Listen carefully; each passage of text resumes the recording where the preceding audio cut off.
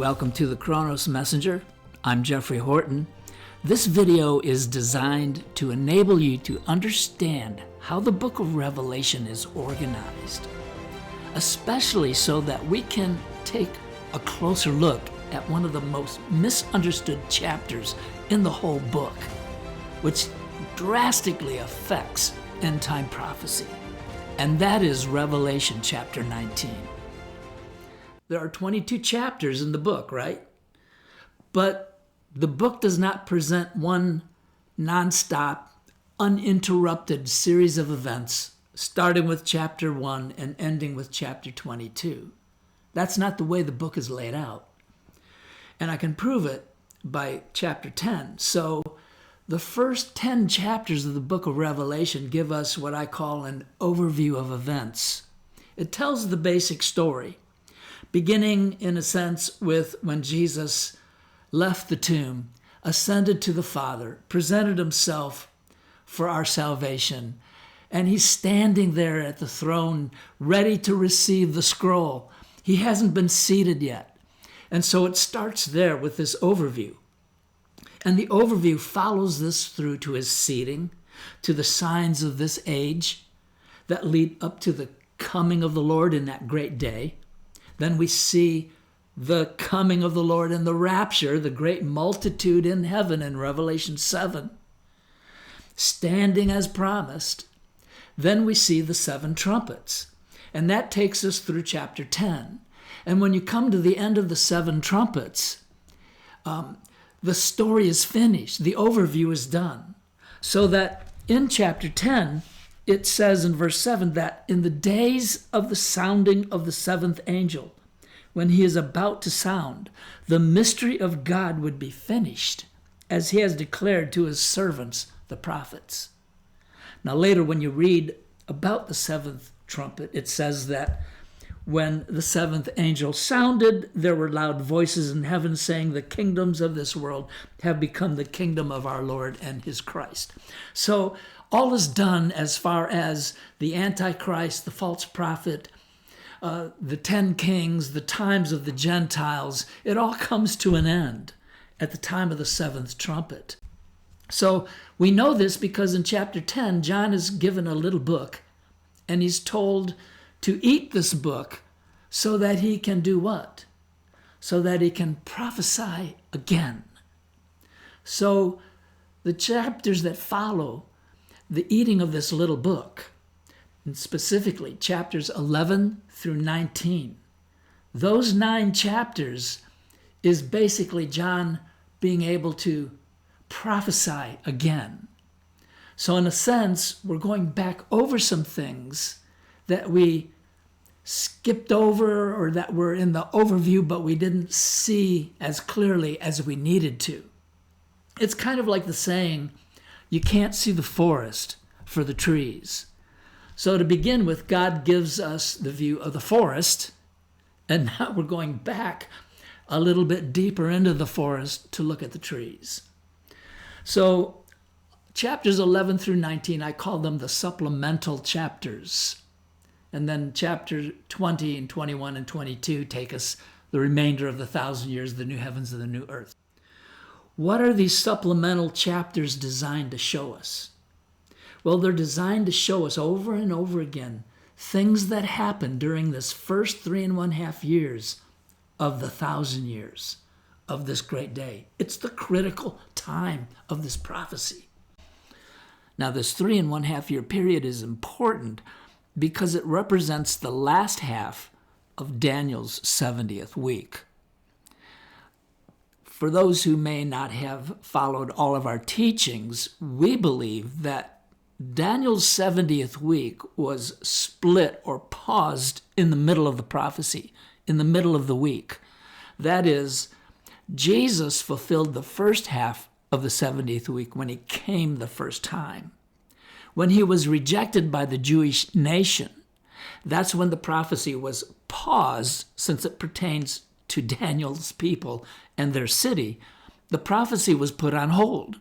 So with the first half, or 3.5 years, already spent nearly 2,000 years ago, there remains only this final 3.5 year period. So the last half of Daniel's 70th week resumes when Jesus comes in the rapture to take his bride to heaven. It comes to a conclusion at the end of the 3.5 years at the supper of the great God when the Antichrist is destroyed. By then, the 70th week prophecy has been completely fulfilled to give Israel a future and a hope. Now, the crucial piece of information that these supplemental chapters offer us is that these 3.5 years do not come to an end at the end of this age as we've always been taught, but that they come to an end with the supper of the great God 3.5 years into this great 1,000-year day. In other words, Christ comes in the rapture, the second coming, at the end of this age to start the 7th day. This also resumes Daniel's 70th week, so that the supper of the great God happens 3.5 years later. Or to state this as simple as possible, this means that the last half of Daniel's 70th week occupies the first 3.5 years of Christ's millennial reign. Now that is a radical departure from what our end-time prophecy views teach, but again, this is what the book of Revelation is actually teaching us. So it is the initial invasion of Israel by the Antichrist as he's coming against the Jewish sacrifices in a rebuilt Jewish temple that initiates the coming of the Lord in the rapture. It is as the remnant of Israel see us go up that they confess, "Blessed is he who comes in the name of the Lord." And this is where their third day revival, when it happens, this reinstitutes them back into the prophecy of the 70 weeks so that it can be fulfilled.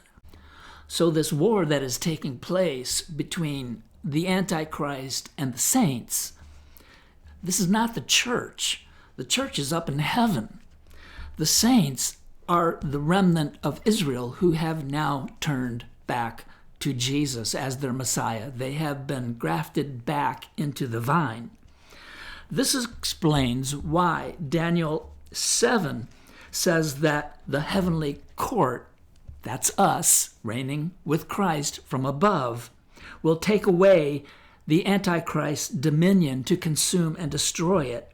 And then we give the kingdom and the dominion and the greatness of the kingdoms under the whole earth to the people, the saints of the Most High. In other words, if you can grasp this, the church is reigning with Christ from above, but we have just delegated the authority to rule on the earth to the saints, to the restored nation of Israel. This is how this is all laid out. And this explains why there is so much emphasis on this 3.5 year period in the book of Revelation. It's actually showing us the fulfillment of Daniel's 70th week. So to prove this out, Daniel 7:25 sets the precedent by telling us that when the saints are given into the hand of this pompous speaking beast, that they are given into his hand for a time, times, and half a time, 3.5 years. Then when we go to these supplemental chapters, Revelation 11:2, the first thing we're told is that in measuring the temple for destruction as it's being given to the Gentiles, that they will tread the holy city underfoot for how long? For 42 months. That's 3.5 years. And in the same chapter, verse 3 says that he will give power to his 2 witnesses. So now we're going to look at and get information about the ministry of the 2 witnesses, Moses and Elijah, as I believe, and that they will prophesy for 1,260 days, clothed in sackcloth because of the fall of Jerusalem. But their ministry transcends or fulfills what? 3.5 years. We know that their ministry spans this same period of time. It's not a separate 3.5 years, because when they are killed, and it says that they lie in the streets and then they are raised from the dead and they ascend. Then in verse 13, in the same hour, there's a great earthquake. And then it says that the second woe is past. In verse 15, then the seventh angel sounds, so all is finished. So that places this 3.5 years just before the sounding of the seventh angel, the seventh trumpet. That means that this 3.5 year period with the two witnesses is the same 3.5 years we're looking at in all of these supplemental chapters. When we go to Revelation 12:6, where we see more supplemental information, in this case, it's showing us the rapture again, the catching up of the male child, how the beast with the 7 heads and the 10 horns comes against the woman, and how Jesus must come and split the mountain in Zechariah 14 so that there is an avenue of escape for the woman. And so this is shown in Revelation 12:6, that the woman fled into the wilderness after the rapture happens. She is in this place prepared by God that they should feed her there for how long?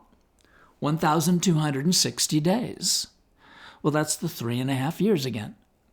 And then in the same chapter, verse 14, to reiterate the point so that we understand what's going on in these supplemental chapters, it says that the woman, that's Israel, was given 2 wings of a great eagle, that she might fly into the wilderness to her place where she is nourished. For how long? A time, times, and half a time from the presence of the serpent. Can you see what's happening here? In each chapter, these supplementals span this 3.5 year period, the last half of Daniel's 70th week.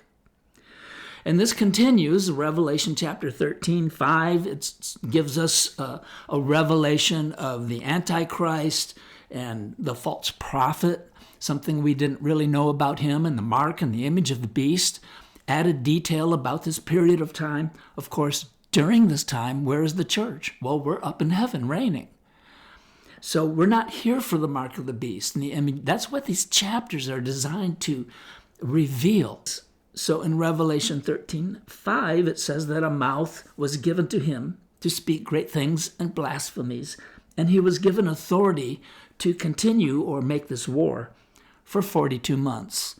Again, 3.5 years.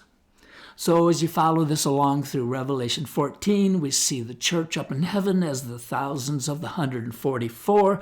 We're singing the new song that no one else has the authority to sing but us, because we're co-heirs with Christ. So we're doing this before the mark of the beast, before the time of his wrath, before the fall of Jerusalem, of Babylon.